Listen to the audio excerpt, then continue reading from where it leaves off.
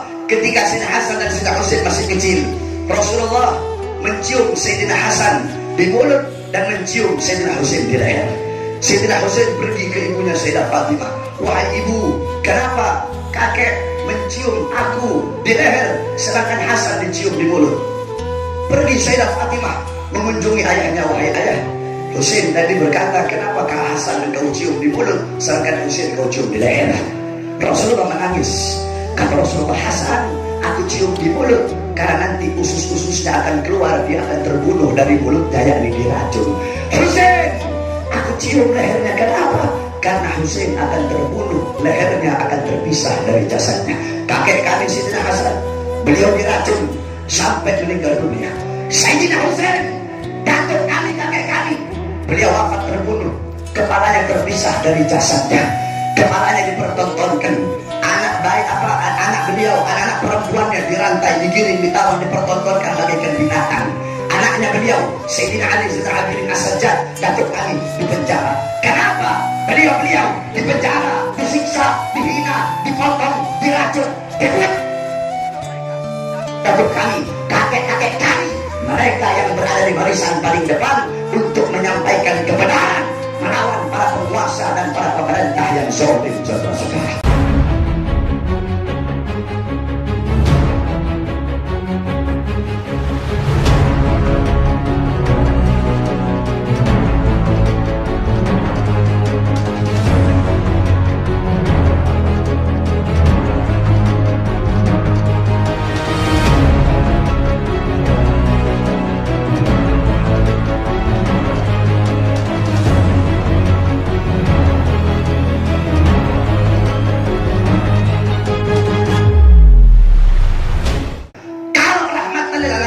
Diartikan diam terhadap kezaliman, Al-Habib Salim bin Ahmad bin Jingdan tidak akan menyampaikan kebenaran melawan para penguasa dan para pemerintah yang zalim. Jikalau rahmatan lil alamin diartikan diam terhadap kezaliman, maka kakek-kakek kita, datuk-datuk kita, kakek nenek moyang kita, Sayyidina Ali bin Abi Thalib radhiyallahu anhu wa karramallahu wajhah, dihina, difitnah, dicaci maki, di mimbar-mimbar sampai beliau dibunuh oleh Ibn Muljam. Datuk kita Sayyidina Hasan bin Ali, beliau wafat diracun, keluar isi perutnya, usus-ususnya dari mulutnya. Makanya Rasulullah ketika Sayyidina Hasan dan Sayyidina Husain masih kecil, Rasulullah mencium Sayyidina Hasan di mulut dan mencium Sayyidina Husain di leher. Sayyidina Husain pergi ke ibunya Sayyidah Fatimah, "Wahai ibu, kenapa kakek mencium aku di leher sedangkan Hasan dicium di mulut?" Pergi Sayyidah Fatimah mengunjungi ayahnya, "Wahai ayah, Husain tadi berkata, kenapa Kak Hasan engkau cium di mulut sedangkan Husain engkau cium di leher?" Rasulullah menangis. Kata Rasulullah, "Hasan aku cium di mulut karena nanti usus-ususnya akan keluar, dia akan terbunuh dari mulutnya, yakni diracun. Husain aku cium lehernya, kenapa? Karena Husain akan terbunuh, lehernya akan terpisah dari jasadnya." Kakek kami Sayyidina Hasan, beliau diracun sampai meninggal dunia. Sayyidina Husain, datuk kami, kakek kami, beliau wafat terbunuh, kepalanya terpisah dari jasadnya, kepalanya dipertontonkan. Anak beliau, anak-anak perempuannya dirantai, digiring, ditawan, dipertontonkan bagaikan binatang. Anaknya beliau, Sayyidina Ali Zainal Abidin As-Sajjad, datuk kami, dipenjara. Kenapa? Beliau dipenjara, disiksa, dihina, dipotong, diracun, dibunuh. Datuk kami, kakek-kakek kami, mereka yang berada di barisan paling depan untuk menyampaikan kebenaran, melawan para penguasa dan para pemerintah yang zalim, saudara-saudara. Oleh karenanya mereka dibunuh. Maka rahmatan lil alamin tidak bisa diartikan diam terhadap kezaliman. Faqih Muqaddam Muhammad bin Ali Ba'alawi mematahkan pedang. Ya betul, Faqih Muqaddam mematahkan pedang, tapi kamu bawa lanjutannya. Jangan cuma dipotong. Faqih Muqaddam mematahkan pedang. Apa alasan beliau mematahkan pedang? Lidaf'il harb bainal qabail, untuk mencegah peperangan antara kabilah, bukan untuk mendiamkan kezaliman, bukan untuk mendiamkan kemungkaran. Kalau kita mau bilang lebih keras, enjit-enjitnya kita orang lebih keras dari kita, saudara-saudara. Kita habaib, kakek-kakeknya kita orang lebih tegas, lebih keras dari kita. Kita gak ada apa-apanya sama enjit-enjitnya kita dulu. Keberanian kita tidak sama dengan keberanian keberanian masjid-masjidnya kita dulu. Oleh karenanya hadirin sekalian yang dimuliakan oleh Allah Subhanahu wa taala, ikuti jalan datuk-datuknya kita. Jangan kita melenceng dari jalan datuk-datuknya kita. Saudara-saudara, banyak sekali para ustaz, para kiai, para habaib yang dimana mereka di panggung-panggung ceramah menjelaskan adab, menjelaskan akhlak.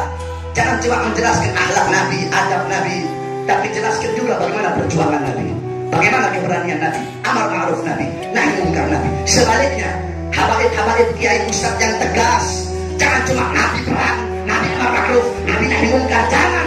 Tapi jelaskan juga bagaimana ilmunya Nabi, akhlaknya Nabi, adabnya Nabi, sopan santunnya Nabi.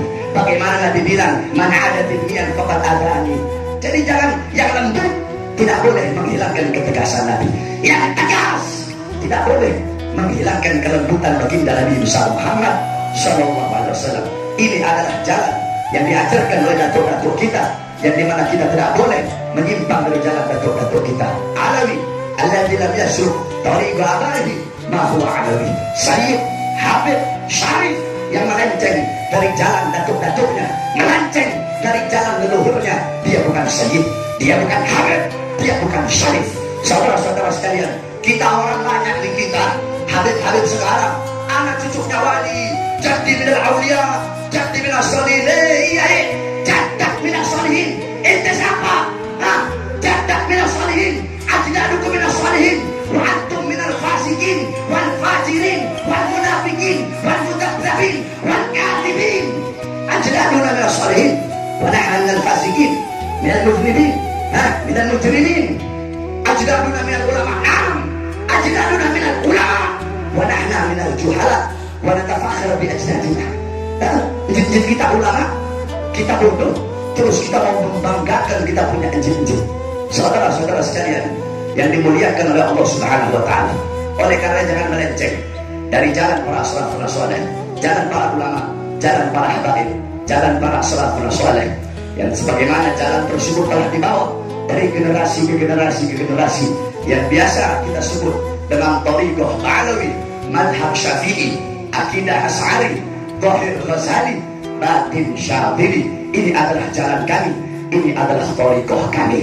Oleh karenanya kepada seluruh hadirin hadirat yang hadir pada malam hari yang mulia ini, pulang dari ini majelis, bawa ilmu Nabi, bawa amal Nabi, bawa adabnya Nabi Muhammad.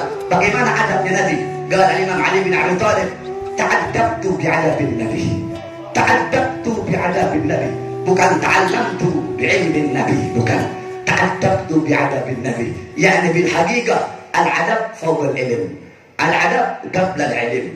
Adab itu di atas ilmu, adab itu sebelum ilmu. Lau kana fil ilm min dunil khuluq syarafun lakana asyrafu khalqillahi iblis. Kalau cuma memodal ilmu saja, modal pinter saja, akhlaknya nggak ada, adabnya nggak ada, sopan santunnya nggak ada, modal pinter, dengan modal pinter, tanpa akhlak, tanpa adab, tanpa sopan santun, seseorang bisa jadi mulia, maka makhluk yang paling mulia adalah iblis, saudara-saudara. Sepinter-pinternya kita, iblis masih lebih pintar daripada kita. Oleh karenanya, pulang dari ini majelis, bawa ilmu Nabi. Kata Sayyidina Ali, ta'addabtu bi'adabin Nabi. Bagaimana akhlak Sayyidina Ali? Dibunuh oleh Ibn Muljam, dibunuh, ditikam pakai pisau khanzar, ditikam. Apa kata beliau? Apakah beliau bilang, tikam balik, bunuh Ibn Muljam, bunuh semua anak cucunya, turunannya? Apakah seperti itu jawaban beliau? Tidak. Bagaimana akhlak datuk kita Sayyidina Abu Thalib? Beliau ditusuk sebelum wafat, berwasiat. Apa wasiat beliau? Ibn Muljam dalam keadaan haus, kasih dia minum. Ibn Muljam dalam keadaan lapar, kasih dia makanan yang sama seperti makanan yang kalian berikan kepadaku. Kasih dia perlindungan sebagaimana perlindungan yang kalian berikan kepadaku. Akhlak siapa itu? Itu akhlak kakek kita, Imam Ali bin Abi Thalib. Ta'addabtu bi'adabin Nabi. Bagaimana adabnya Rasulullah? Adabani Rabbi fa ahsana ta'dibi. Allah yang mendidikku, Allah yang mengajariku, sehingga sebaik-baiknya akhlak, adab, budi pekerti, pendidikan adalah adab, budi pekerti dan pendidikanku. Kita tidak akan menyalahkan yang benar walaupun kebenaran itu datangnya dari musuh. dan tidak akan membenarkan yang salah, walaupun kesalahan itu datangnya dari orang dekat kita. Itu namanya tawassul. Itu namanya tawassul, saudara-saudara. Itu yang pertama. Yang kedua, kenapa saya bilang dia pengkhianat bangsa? Emang betul kok dia memberikan janji-janji palsu kepada rakyat. Berapa banyak rakyat yang menderita, rakyat yang susah, rakyat yang kelaparan. Kami bagaikan gaharu yang dibakar semakin wangi. Kami bagaikan emas yang dibakar semakin merah. Demi Allah, semakin kalian berusaha membungkam mulut kami untuk menyampaikan kebenaran, semakin kami gaungkan dan kami teriakkan ini kebenaran, saudara-saudara. Oleh karena saya sampaikan, kalau bagi mereka ini adalah sebuah kesalahan, demi Allah, saya tidak akan pernah meminta maaf dari kesalahan ini. Saya tidak akan pernah minta maaf. Saya berani berbicara, berani berkata, saya berani bertanggung jawab dunia akhirat atas apa yang saya sampaikan. Kami para habaib tidak akan pernah menjilat ludah sendiri. Kalau ludah sendiri aja nggak dijilat, apalagi jadi penjilat pemerintah, saudara-saudara. Itu kita habaib. Ludah sendiri nggak mau kita jilat, apalagi menjadi penjilat pemerintah. Jangan pernah kalian padamkan kebenaran milik Allah. Allah pasti memenangkan sesuatu yang menjadi miliknya. Kebenaran bagaikan matahari yang akan selalu bersinar walaupun di hadapan orang-orang yang buta. Orang-orang yang berjalan di jalan kebenaran, mereka adalah matahari tersebut. Dan yang berjalan di jalan kezaliman, mereka adalah orang-orang yang buta tersebut. Mudah-mudahan Allah jadikan kita daripada matahari-matahari yang selalu bersinar, selalu bercahaya walaupun di hadapan orang-orang yang buta. Amin amin ya rabbal alamin.